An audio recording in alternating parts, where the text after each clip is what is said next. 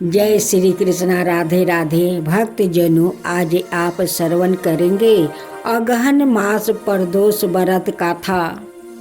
अगहन मास का प्रदोष व्रत शिव पार्वती के लिए अत्यंत शुभ माना गया है।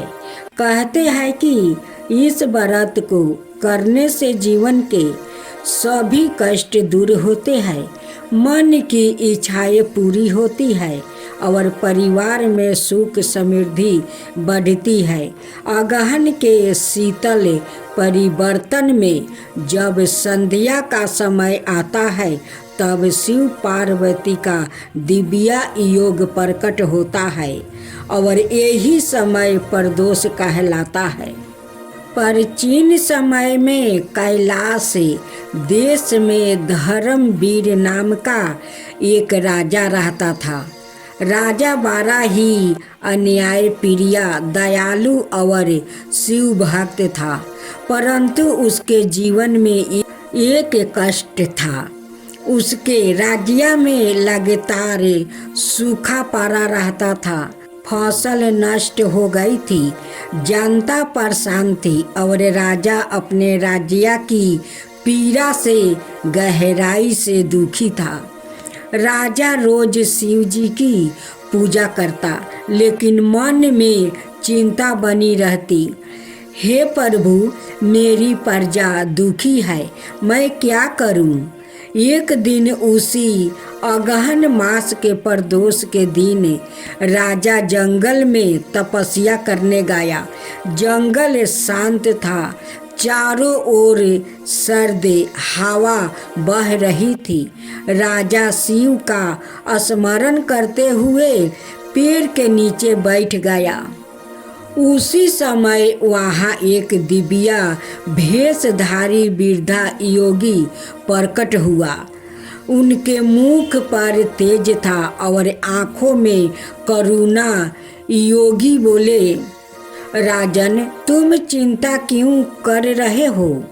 राजा ने हाथ जोड़कर कहा, भगवान, मेरे राज्य पर संकट छाया है। मैं शिव भक्त हूँ, परंतु समझ नहीं पा रही हूँ कि कृपा कैसे मिले। योगी मुस्कुराया और बोले, राजन, आज अगहन मास का पवित्र प्रदोष है।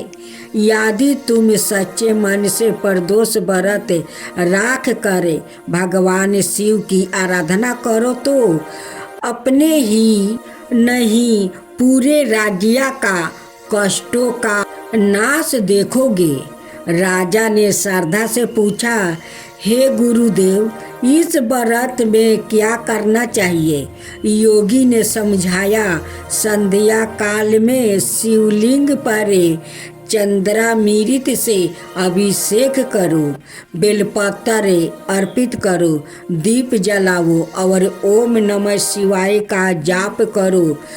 स्तुति पार्वती जी की भी अवश्य करना। यह बात कहकर योगी शरीर से प्रकट बनकर गायब हो गया। राजा समझ गया कि सवाए शिव जी ने ही योगी रूप में दर्शन दिया है। राजा तुरंत नगर लौट आया और पूरे मन से प्रदोष व्रत रखा।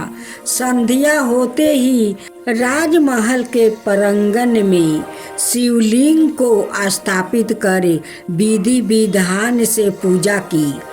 पूरा वातावरण हर हर महादेव के जयकारों से गूंज उठा। जैसे ही प्रदोष काल समाप्त होने लगा, अचानक आकाश में बादल घेर आई, शीतल पवन चली और देखते ही देखते मूसलाधार वर्षा होने लगी। जनता प्रसन्न हो गई। सूखी धरती हरी होने लगी।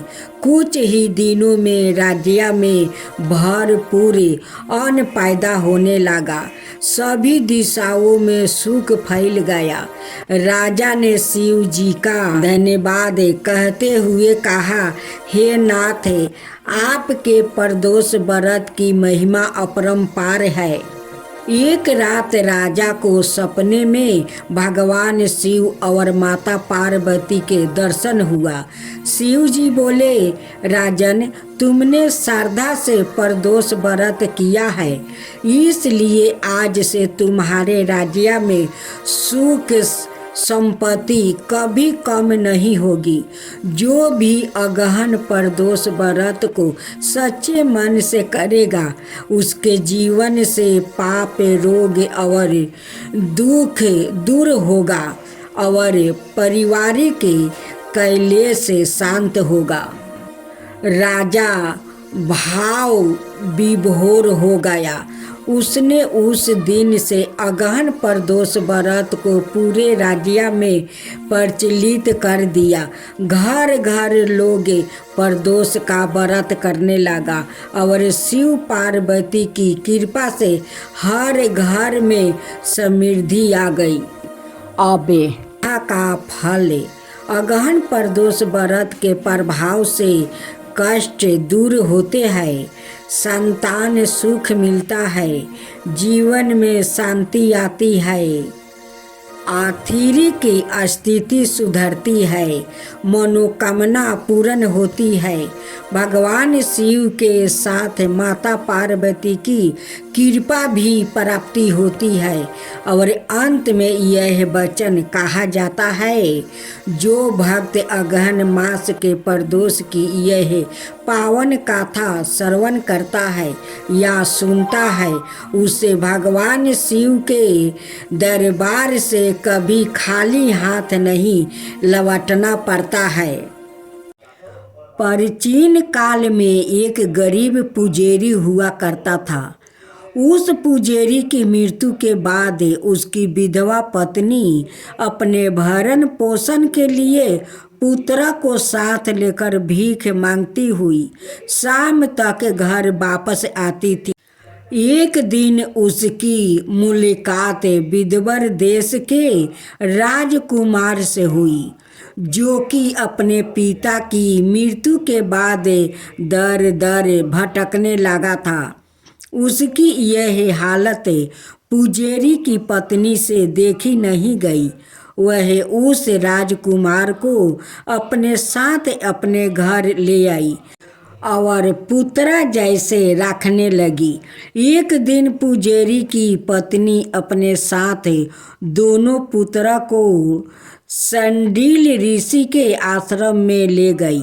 वहाँ उसने ऋषि से शिव जी के प्रदोष व्रत की कथा और विधि सुनी और घर जाकर अब वो भी प्रदोष व्रत करने लगी। एक बार दोनों बालक वन में घूम रहे थे। उनमें से पुजारी का बेटा तो घर लौट गया, परंतु राजकुमार वन में ही रह गया। उस राजकुमार ने गंधर्व कन्याओं को कीड़ा करते हुए देखा तो उनसे बात करने लगा। उस कन्या का नाम अंशुमती थी। उस दिन वह राजकुमार घर देरी से लौटा। राजकुमार दूसरे दिन फिर से उसी जगह पहुंच गया जहां अंशुमती अपने माता पिता से बात कर रही थी। तभी अंशुमती के माता पिता ने उससे राजकुमार को पहचान लिया और उसे कहा कि आप तो विदर्भ नगर के राजकुमार हो ना, आपका नाम धर्मगुप्त है। अंशुमती के माता पिता को वो राजकुमार पसंद आ गया और उन्होंने कहा कि शिव जी की कृपा से हम अपनी पुत्र का विवाह आपसे करना चाहते हैं। क्या आप इस विवाह के लिए तैयार हैं? राजकुमार ने अपनी सभी कीर्ति दे दी तो उन दोनों का विवाह संपन्न हुआ। बाद में राजकुमार ने गंधर्व की विशाल सेना के साथ विदर्भ पर हमला किया और घमासान युद्ध कर विजय प्राप्ति की और पत्नी के साथ राज्य करने लगा। वहाँ उस महल में वो पुजारी की पत्नी और पुत्रा को आदर के साथ ले आई और साथ रखने लगी।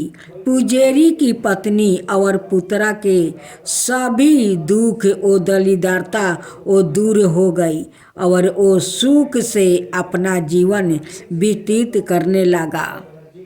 एक दिन अंशुमति ने राजकुमार से इन सभी बातों के पीछे का कारण और रहस्य पूछा। तब राजकुमार ने अंशुमति को अपने जीवन की पूरी बात बताई और साथ ही प्रदोष व्रत का महत्व और व्रत से प्राप्ति फल से भी अवगत करवाया। उसी दिन से प्रदोष व्रत की प्रतिष्ठा ओ महत्व पढ़ा गया और मान्यता अनुसार लोग यह व्रत करने लगे। कई जगहों पर अपनी श्रद्धा के अनुसार स्त्री पुरुष दोनों ही यह व्रत करते हैं। इस व्रत को करने से मनुष्य के सभी कष्ट और पाप नष्ट होते हैं और मनुष्यों को अभीष्ट की प्राप्ति होती है। पौराणिक कथा के अनुसार काफ़ी समय पहले अम्बापुर नाम का एक गांव में एक ब्राह्मणी रहती थी जिसका पति मर चुका था। वह भिक्षा मांगकर पेट पालती थी। एक दिन जब वो भिक्षा मांगकर लौट रही थी तभी रास्ते में दो छोटे बच्चे दिखाई दिया। दोनों बच्चे बहुत दुखी और अकेला था। ब्राह्मणी ने उन्हें अपने घर ले आई और उनका पालन पोषण करने लगी। कुछ समय बाद जब बच्चे बड़े हो गए तब ब्राह्मणी उन्हें ऋषि संडील के पास ले गई ताकि वह जान सके कि यह बच्चे किसका है। ऋषि संडील ने बताया कि ये बच्चे विदर्भ राज्य का राजकुमार है जिनके राज्य पर गंधर्व नाम का राजा ने हमला कर दिया था और उनका राज्य छीन लिया था। अब यह बच्चे राज्य से बाहर हो गया है। ब्राह्मणी ने ऋषि से पूछा कि इन बच्चों को उनका खोया हुआ राज्य कैसे वापस मिल सकता है। ऋषि ने कहा कि प्रदोष व्रत करने से इन बच्चों की किस्मत बदल सकती है। ब्राह्मणी और दोनों राजकुमारों ने प्रदोष व्रत श्रद्धा से किया। कुछ समय बाद राजकुमारों की मुलाकात अंशुमति नाम के एक कन्या से हुई। दोनों ने शादी का फैसला किया। अंशुमति के पिता ने राजकुमारों की मदद की और गंधर्व राजा से युद्ध में उनकी सहायता की। युद्ध में राजकुमारों ने जीत हासिल की और उनका खोया हुआ राज्य वापस मिल गया। इसके बाद राजकुमारों ने ब्राह्मणी को सम्मानित किया और उसकी गरीबी दूर हो गई। अब ब्राह्मणी खुशी खुशी अपना जीवन जीने लगी।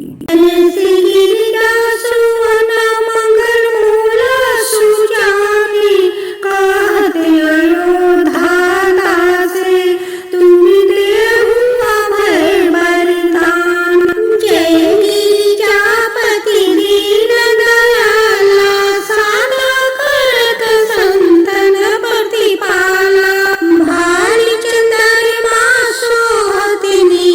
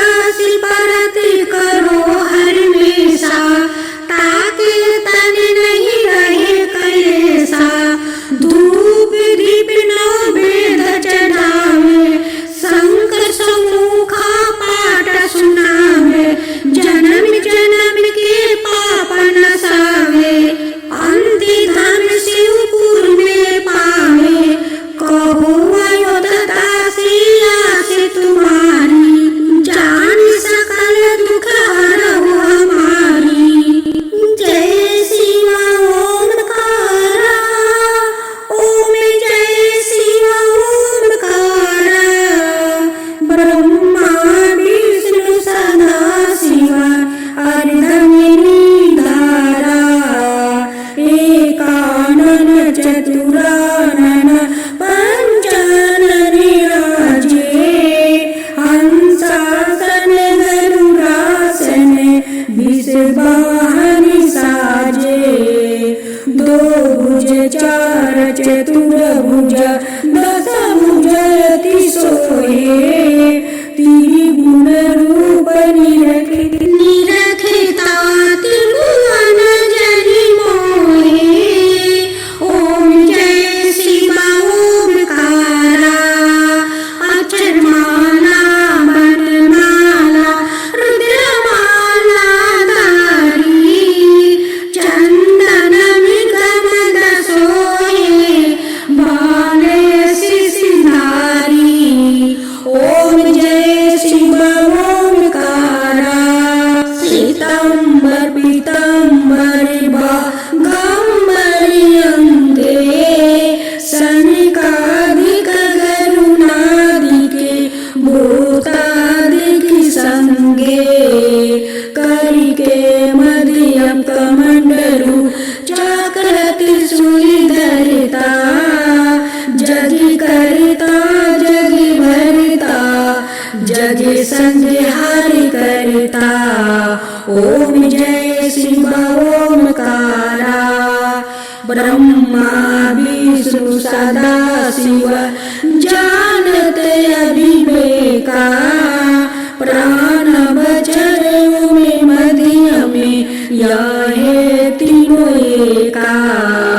काशी में विश्वनाथ विराजते नंद ब्रह्मचारी, नित उठी भोग लगावते महिमायति भारी। ओम जय शिव ओमकारा, तिरगुण शिव जी के आरती जो कोई नरि गावे, शिव जो कोई नरि गावे। कहत शिवानंद स्वामी मन भजत शिवानंद स्वामी, मन वांछित फल पावे। ओम जय शिव